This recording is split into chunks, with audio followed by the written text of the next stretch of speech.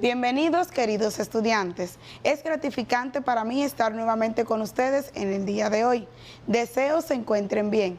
Les habla su maestra Rubí Lorenzo Corsino. Un abrazo desde la distancia.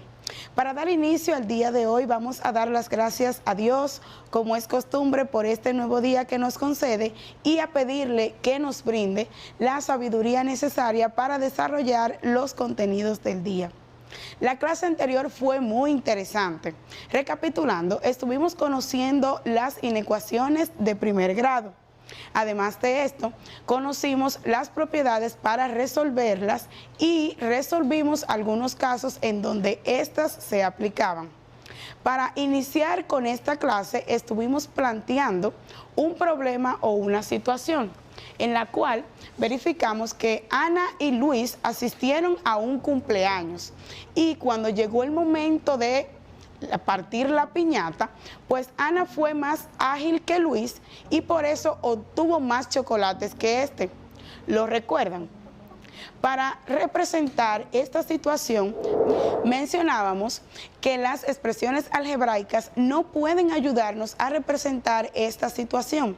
Y esto era debido a que el problema nos decía que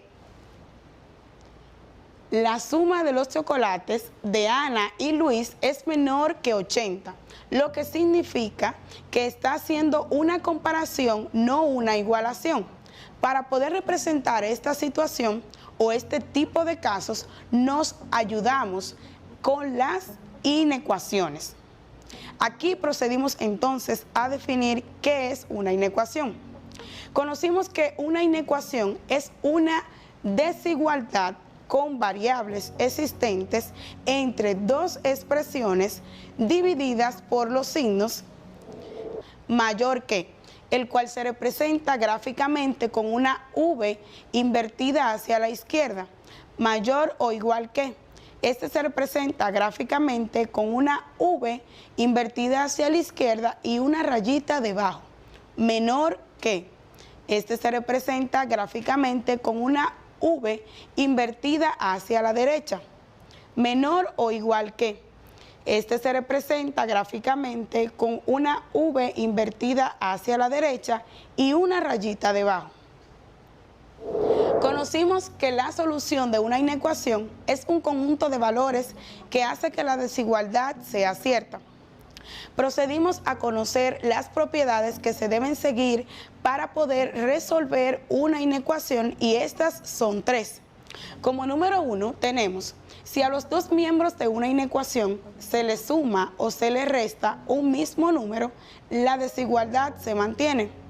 Por ejemplo, x más 4 menor que 6. Aquí vamos a proceder a utilizar esta primera propiedad y vamos a restar 4 en ambos miembros. Y esto quedaría como x más 4 menos 4 menor que 6 menos 4. Cuando realizamos las operaciones de lugar, nos quedará como resultado que x es menor que 2. Propiedad número 2. Si a los dos miembros de una inecuación se les multiplica o divide por un mismo número positivo, la desigualdad se mantiene. Por ejemplo, 5x mayor o igual que negativo 5, aquí vamos a proceder a dividir ambos miembros de la inecuación por 5, positivo. Se quedaría en lo siguiente, 5x sobre 5 mayor o igual que negativo 5 sobre 5. Cuando realizamos las operaciones de lugar, tenemos como resultado x mayor o igual que negativo 1. Propiedad número 3. Si a los dos miembros de una inecuación se les multiplica o divide por un mismo número negativo, la desigualdad cambia de sentido. Por ejemplo, negativo 2x mayor que 4. Aquí vamos a proceder a aplicar la propiedad y dividiremos ambos miembros de la inecuación por negativo 2. Negativo 2x sobre negativo 2x, aquí vemos cómo cambia la desigualdad y pasa a ser lo contrario, menor que 4 sobre negativo 2. Cuando realizamos las operaciones de lugar, pues nos que dará como resultado x menor que negativo 2. En el día de hoy vamos a continuar trabajando con una de las ramas de las matemáticas que más utilizamos en nuestra vida cotidiana. ¿Recuerdan qué es la geometría? No, pues tranquilos, ya que en el día de hoy vamos a estar trabajando con la geometría y sus aplicaciones. La geometría deriva etimológicamente hablando del griego y significa medida de la tierra. Es una rama de las matemáticas que se ocupa del estudio de las propiedades de las figuras en el plano o el espacio, incluyendo puntos, rectas, planos, polítopos, que incluyen paralelas, perpendiculares, curvas, superficies, polígonos, poliedros, etc. Para representar distintos aspectos de la realidad, la geometría se apoya o apela a los denominados sistemas formales o axiomáticos, compuestos por símbolos que se unen respetando reglas y que forman cadenas, las cuales también pueden vincularse entre sí, y a nociones como rectas, curvas y puntos, entre otras. La geometría no estudia el espacio real en sí mismo, sino objetos ideales, también conocidos como objetos matemáticos o geométricos, sus propiedades, relaciones y teorías, construidos por abstracción de cualidades del espacio real o de otros objetos ideales creados previamente. En el espacio real no existen ni los círculos, ni los pentágonos, ni las rectas, ni los puntos, ni las esferas, sino objetos que tienen forma de o modelaciones por. La realidad física siempre es menos perfecta que la realidad geométrica, pensada o ideal. Asimismo, podremos entonces estudiar la forma de una ventana como la que se muestra ahora en pantalla y sus propiedades. Esta ventana tiene la propiedad de que tiene una forma de triángulo, pero no es un triángulo, ya que un triángulo es un concepto abstracto, ideal, que no puede encontrarse en la realidad. ¿Cuál es el objetivo de la geometría? La geometría tiene como objetivo el describir, clasificar y estudiar las propiedades de las figuras geométricas. Como hemos podido ver, la geometría es una rama muy importante de las matemáticas y a la vez es muy importante para nosotros porque convivimos con ella a diario en nuestra vida cotidiana. Vamos a continuar conociendo las diferentes corrientes o clasificaciones que ésta posee. La geometría se clasifica en tres. Como número 1 tenemos la geometría algorítmica. Es aquella que usa el álgebra y sus cálculos para resolver problemas vinculados a la extensión. Como número 2 podemos mencionar la geometría descriptiva. Por su parte, esta se dedica a solucionar los problemas del espacio mediante operaciones que se desarrollan en un plano donde están representadas las figuras de los sólidos. Y como número 3, conocemos la geometría analítica. Se encarga de estudiar las figuras a partir de un sistema de coordenadas, como podemos ver en la imagen, y de las metodologías propias del análisis matemático. Ya que conocimos las diferentes corrientes o clasificaciones que posee la geometría, vamos a continuar conociendo las aplicaciones que ésta puede tener en nuestra vida cotidiana. Como número 1, podemos ver que la geometría se puede aplicar en las mediciones. La geometría puede servir para medir los cuerpos físicos y conocer las propiedades que dominan en la representación de los objetos que hay alrededor. Es la base teórica de la geometría descriptiva o del dibujo técnico.